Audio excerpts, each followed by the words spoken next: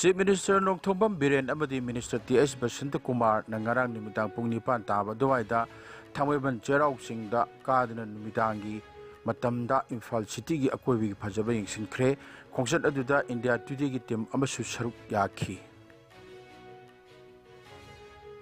tong MLA local area development fund gi makhada semjin sajambi gi thawu makha chatharakpa oina ke samthong kendra gi MLA nisikan sing sapam na kendra sigi manungda leba ke samthong anthem lekai gi community hall da badminton court amasu saduna ngarang maikhum hangdokre ke samthong anthem lekai gi nambun mapal youth club NYC na silangduna pangthokiba badminton court maikhum hangdok gi thorom aduda kendra sigi MLA nisikan sing sapam na chief guest or the MLA local area development fund sigi sempham kendra sigi miyam gi semgot sagat bada sizinakani haina mahakna mamangda wasakhiba adu ngak chachari local area development fund kadai da karida sizinari haiba chapsana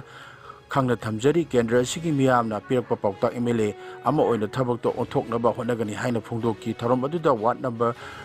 12 ki ex corporator Anthem Ramakantana lekai sigi amata ngai badminton court nauna semjin bibada MLA bosu thagaba phungdoki